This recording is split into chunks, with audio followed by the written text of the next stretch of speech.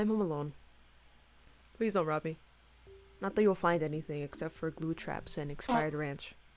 The other day I was walking around my local Asian market searching through the frozen food aisle. That day I saw a Facebook post about this box of frozen dumplings and I knew I needed to cop them. Gluten-free dumplings. Fun fact, I'm allergic to wheat. I got diagnosed a couple years ago and since then I haven't had the privilege of biting into that plump sack of meat and veggies. I eventually found it and stored it in my freezer for eternity because I forgot about it. Which brings me to today, and I'm too lazy to want to cook anything. What then came to mind was the low-effort microwavable munchie sitting in the fridge neglected. There was just one problem. I don't have a microwave to cook it in. Typically, I just steam microwavables in a pan, but I didn't want to go through the hassle of heating up water. What am I, a chemist? No, so I decided to ask my neighbor if I could use their microwave to cook my food. Before I left though, I unlocked the door from the inside and walked out, since I always have this irrational fear that I'm going to get locked out from the inside. Whatever.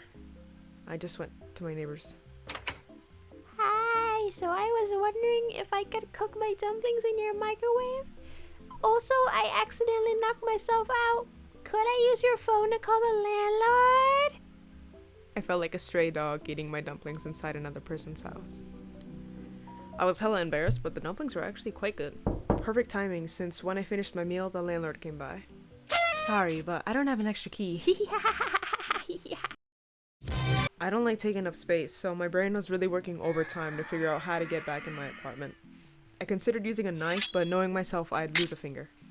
Then I remembered that there was a spare key somewhere in the building. I didn't know where exactly, so I had to do the one thing I didn't want to do. Call my mom. The rest of the time was just my mother yelling and lecturing me, but with her help, I managed to acquire the key. So moral of the story, don't be lazy and bring your keys no matter how long you'll leave the house.